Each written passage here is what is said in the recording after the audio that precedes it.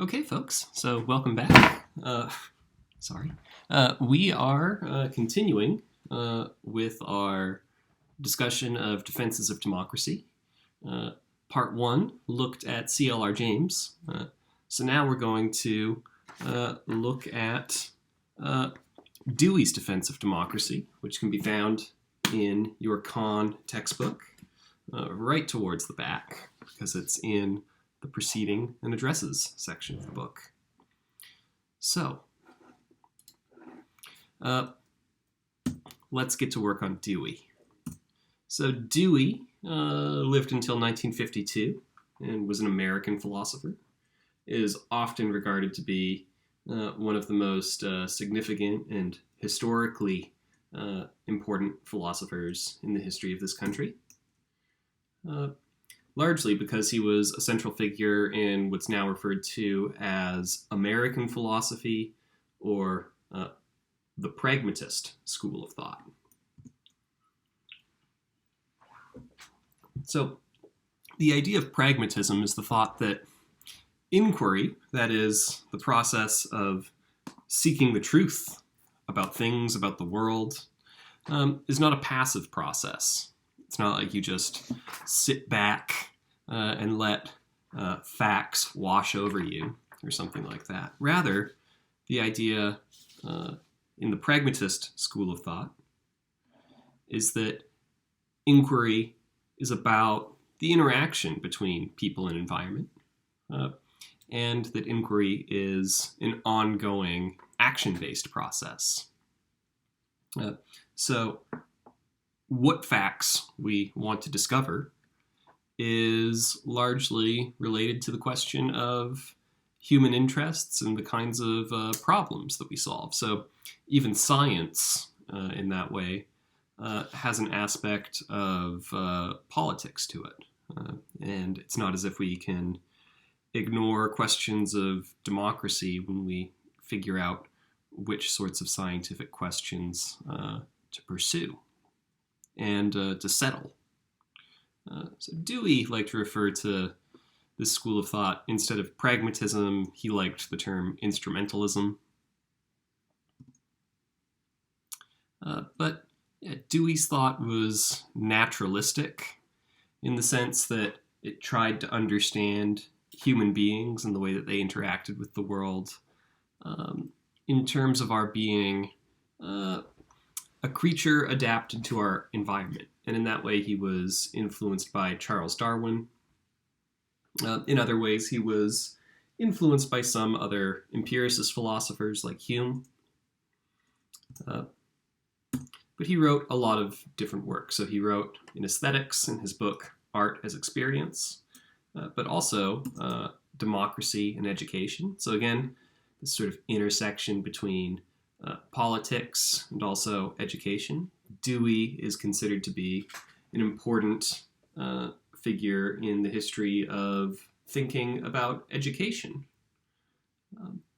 Given that we can treat Plato's Republic as a work that addresses questions in philosophy of education, we might think of that broader field as something that's not as acknowledged, maybe not as acknowledged as it should be in contemporary philosophy, this idea of figuring out what education is, what it should be, and what its norms are. And again, within this pragmatist school of thought, how we think sort of lays out this instrumentalist approach to thinking and learning, which tries to treat human thought as a process of problem solving. So what we're going to be looking at is Dewey's 1937 address to the National Education Association. So again, this shows the way that Dewey was interested in the practical issues of education, but then brought it back to issues of democracy.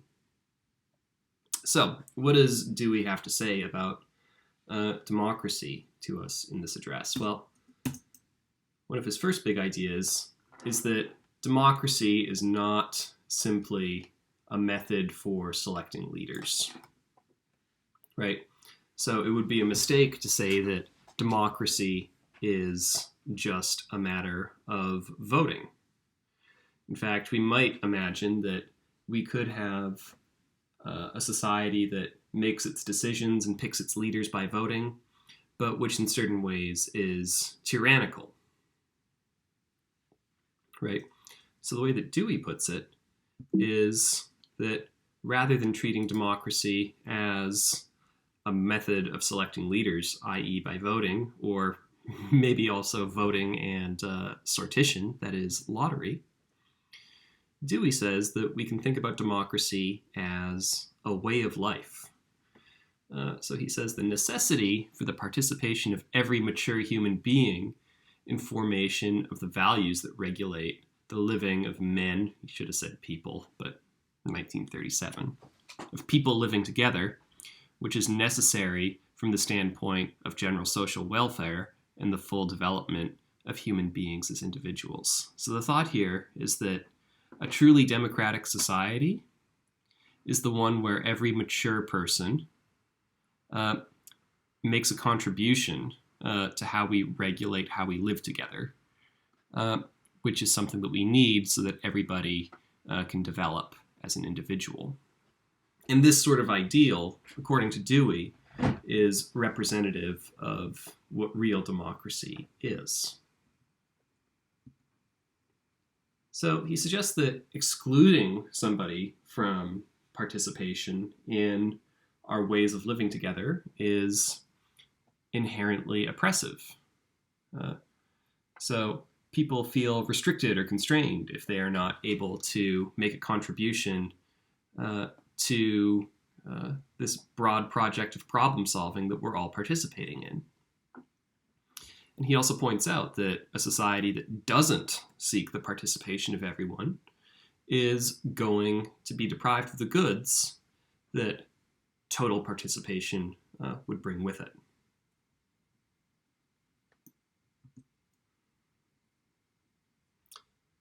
So within this spirit, Dewey tells us that the foundation of democracy is faith in the capacities of human nature. Faith in human intelligence and the power of pooled and cooperative experience.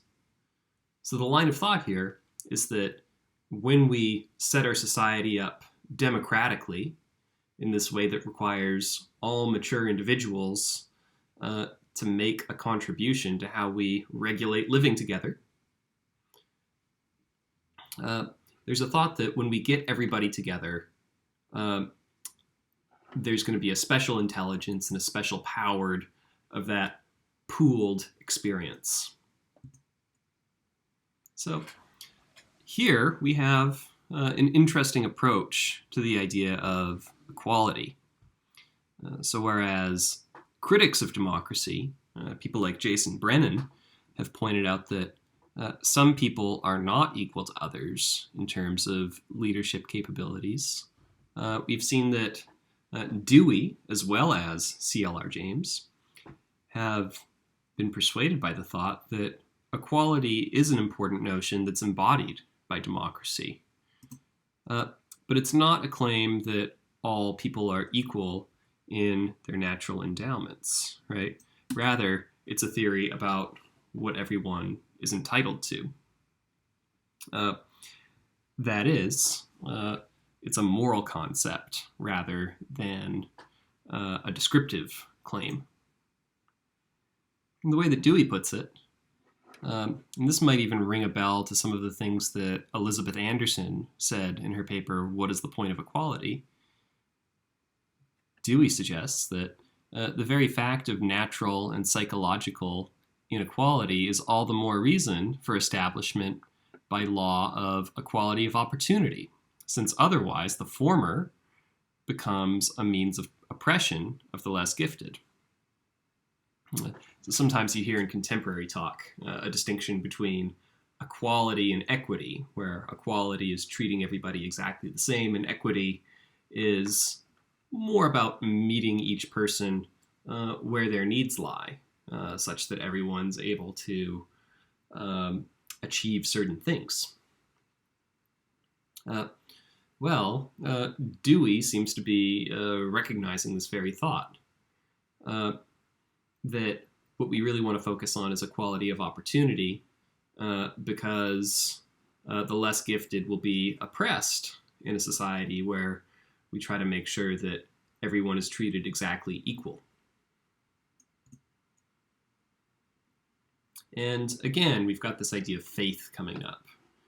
That there's something about a democratic faith that Dewey believes in, which suggests that every individual in a society is capable of contributing something worthwhile. So again, it's not that everybody can contribute the same thing, because that's not true, but that each individual has something to contribute in terms of their work, and maybe also in terms of their experiences that they can contribute and speak to in our collaborative decision-making process.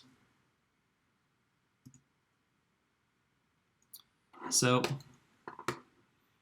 why do we need democratic institutions? Well, according to Dewey, the thought is freedom in and of itself isn't a good thing. He suggests that it has to be guided by what he says is intelligence and informed conviction. And he points out that all sorts of institutions can be run more or less democratically. So you can think of a more or less democratic family, right? So you might imagine, a democratic parenting style where the contributions of all are maybe acknowledged and responded to, as compared to maybe a more old-fashioned patriarchal family where, what dad says is the first and last word on how the family is run.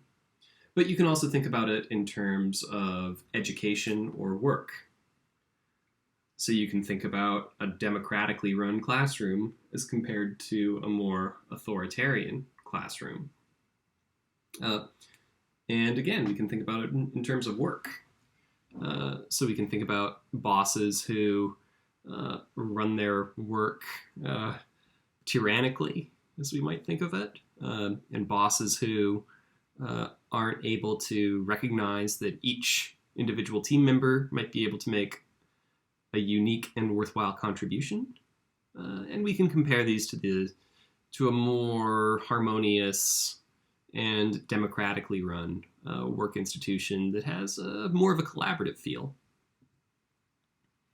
And Dewey's claim is that when we go to working situations, or if we go to family situations, he says that there's going to be less cohesion and more unrest in institutions that are run non-democratically. So here's how he puts it. Absence of participation tends to produce lack of interest and concern on the part of those shut out. The countries in which autocratic government prevails are just those in which there is the least public spirit and the greatest indifference to matters of general as distinct to personal concern.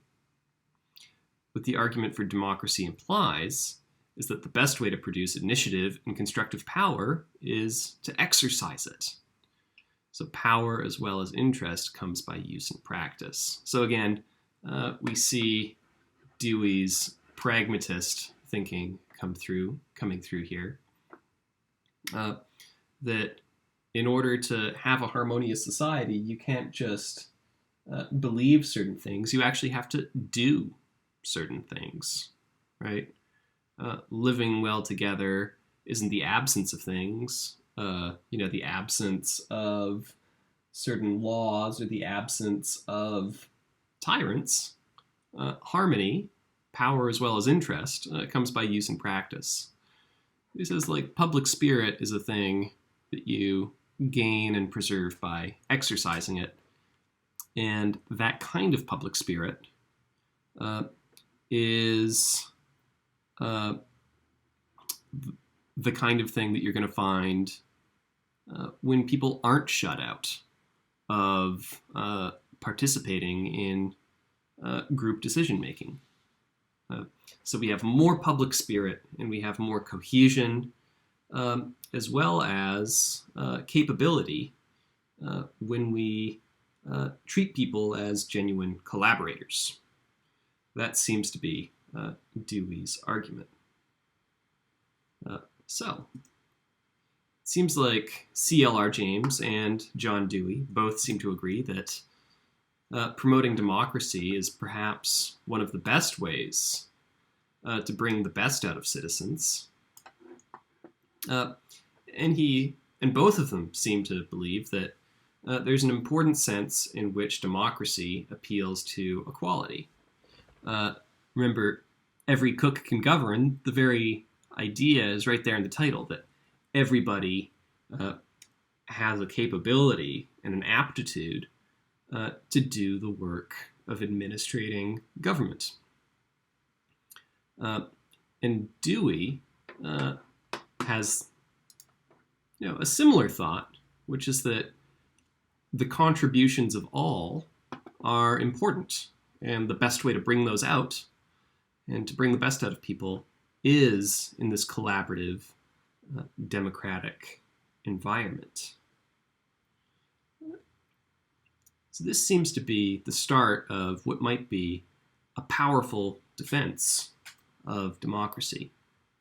So I just want to maybe step back for a moment, and we might review some of the challenges that might remain for defenders of democracy. So there does still seem to be a substantive debate about what the best practices for governing are actually going to come to. So we'll bring Jason Brennan back as our critic of democracy.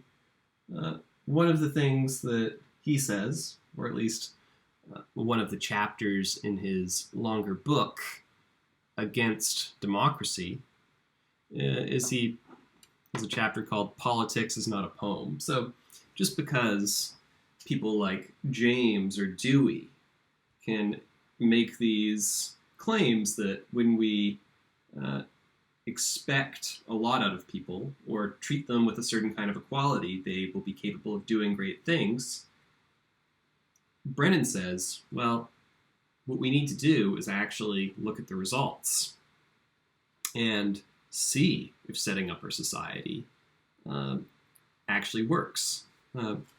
So we might think that maybe some of these things that Dewey tells us, that we get public spirit and we exercise power and interest well by actually using these things. Well, Brennan is going to argue, well, that's poetry. That's not verifiable fact. And we need more than just a good feeling or a nice vibe from democracy. We need it to actually work. So we might also notice that both James's and Dewey's argument tend to say something about having faith in people. Well, it's sometimes argued that, faith is just believing something in spite of a lack of evidence for it. So why should we have faith that people are going to act well when much evidence from human history often tells us otherwise? It does seem like there are still genuine worries that might be raised about incompetence as well as illegitimate exercises of power. And again, these pieces by Dewey and James were written in the 50s and 30s, respectively. So we'd have to do some work to bring them up to date. And we might also think about how contemporary democratic theory might be able to respond to challenges against democracy like Brennan's. So in that vein, you might think about how these questions about democracy might be addressed. Brennan, as well as others, have raised interesting challenges about democracy. Maybe there's a James style or a Dewey style argument that could be made against Brennan. Or maybe you would say that, maybe some other strategy for defending democracy is actually the way to go. So if you're thinking about a term paper still, you may well do well to intervene in this dialogue about democracy, both pro and con. So moving forward, we're going to step away from the question of whether democracy is the best form of government. At this point, we're going to assume that it's the best form of government for the next week and a half. So just assume that, democracy is what we're going to do, that it's either the best form of government or at least the form of government we're going to be dealing with for the foreseeable future. And when we're in that context, we can ask, what's the best way for our democracy to be structured, right? What way of doing democracy is going to be best? One question might be about whether we should bring back sortition, whether we should choose our leaders by lottery. But we're going to be looking at two specific questions. One is about whether voting ought to be mandatory. So we're going to look at one paper in favor, one paper against. And we're also going to consider the question of whether the age limit for voting is too high. This point was brought out by Brennan briefly when he pointed out that voting age limits might be perceived as unjust. Tommy Pito, in his paper, is going to argue at length that a voting age cutoff of 18 is, in fact, an injustice of sorts. Thanks for listening in today on our defenses of democracy, and I will look forward to hearing from you, and I will look forward to continuing the discussion as we begin to think next week about the best way to structure democracy. All right. Thanks again, and take care.